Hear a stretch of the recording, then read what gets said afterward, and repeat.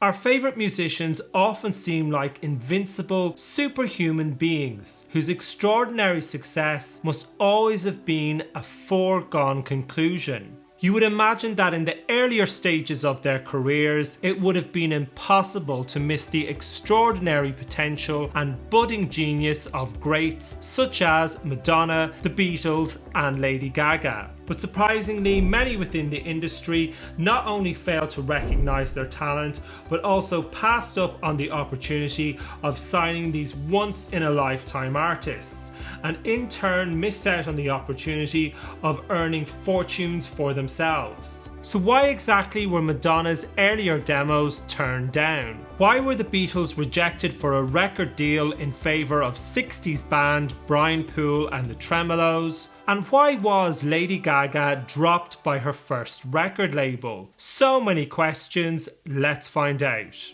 In the early 80s, when Madonna was an up-and-coming singer in downtown New York, you would think there would have been a major bidding war amongst music companies to secure her as one of their artists. Well, you'd be very wrong indeed.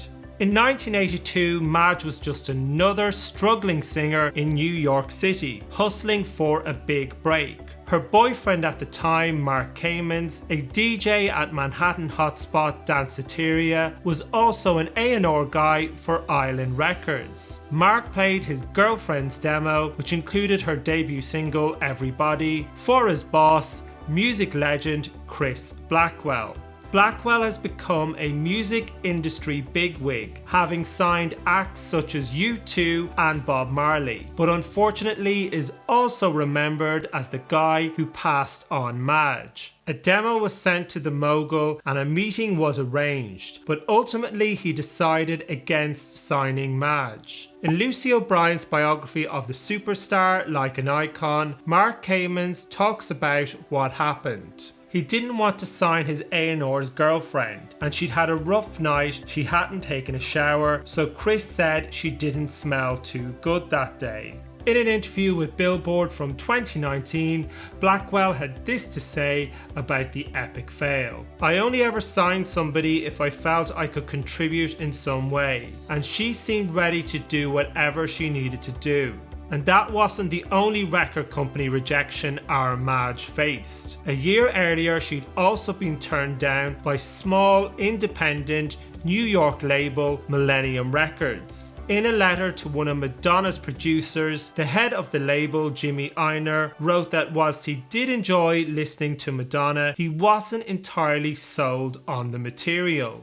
The 4 tracks he listened to included Love on the Run and High Society, and would go on to become known as Madonna's 1982 Gotham Tapes. Madonna needn't have worried about these rejections because she soon caught the attention of sire A&R man Michael Rosenblatt, who alerted his boss Seymour Stein about the up-and-coming star. And whilst Madge found her home with Sire, the record company still had some reservations. The biggest selling female recording artist of all time's first recording contract was only a 3-single deal, with an option for Sire to record an album with Madonna further down the line, which of course they did. And by 1983, Millennium Records were out of business, and the following year Madonna released Like a Virgin and became one of the biggest recording artists in the world. In the early 60s, the Beatles were just another struggling band, touring small venues in Northern England and dreaming of their big break. And it looked like their big chance had finally arrived when they scored an audition with British record label Decca on New Year's Day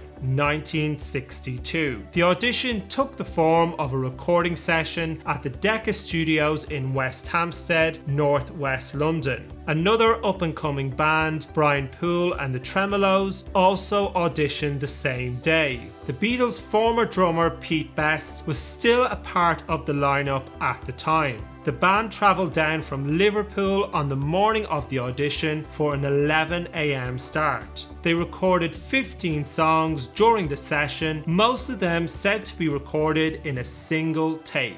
But Decca weren't exactly taken with the Beatles and chose Brian Poole and the Tremeloes instead. The official word from Decca at the time was that guitar groups were on the way out and that the Beatles had no future in show business. But it has been long reported that the real reason Decca chose Brian Poole and the Tremeloes over the Fab Four was that the latter were based too far away in Liverpool, whereas the Tremeloes resided on the outskirts of London in nearby Essex and therefore would be easier to manage. Unsurprisingly, nobody from Decca has ever claimed responsibility for rejecting the Beatles. Their manager Brian Epstein soon got them an audition with Parlophone Records and their A&R man George Martin, who would of course go on to be the Beatles' long-term producer. The recordings from the Decca audition eventually appeared on the Beatles anthology, released in 1995. It's hard to imagine now that Lady Gaga's talent was ever called into question. But back in the mid-2000s, when Gaga was signed to her first record deal with Island Def Jam, her boss at the time, legendary music mogul L.A. Reid, had serious reservations about Gaga's future viability as a music artist. So much so, he dropped her just a few short months after signing her.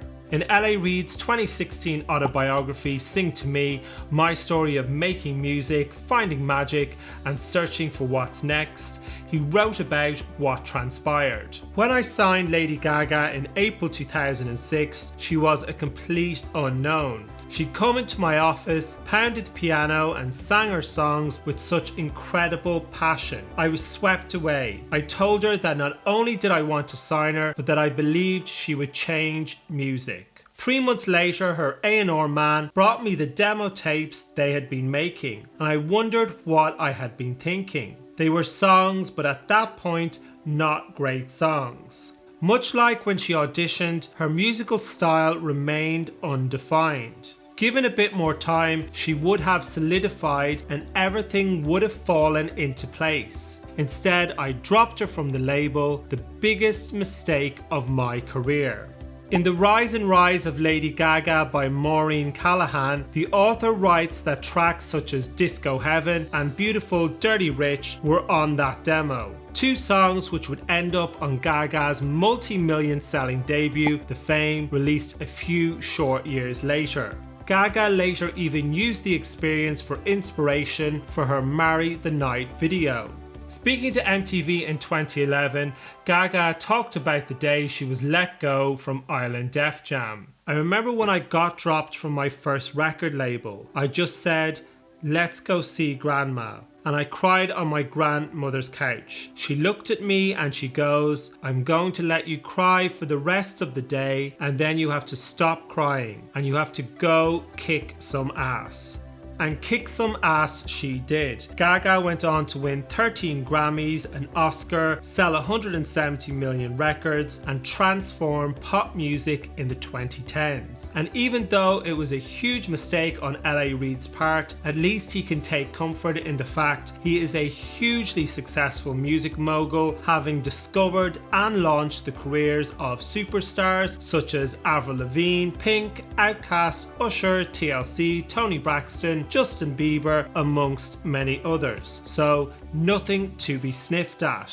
Admittedly, the artists in question may not have been ready or needed more time to develop when they were passed on. Nonetheless, turning down some of the biggest music artists ever is a blemish nobody wants on their CV. So spare a thought for these poor souls who made some of the biggest mistakes in music history. And if you'd like to learn more about how Madonna made some of her classic albums, such as Like a Virgin, True Blue, or Confessions, don't forget to check out my Madonna playlist. Thanks for watching.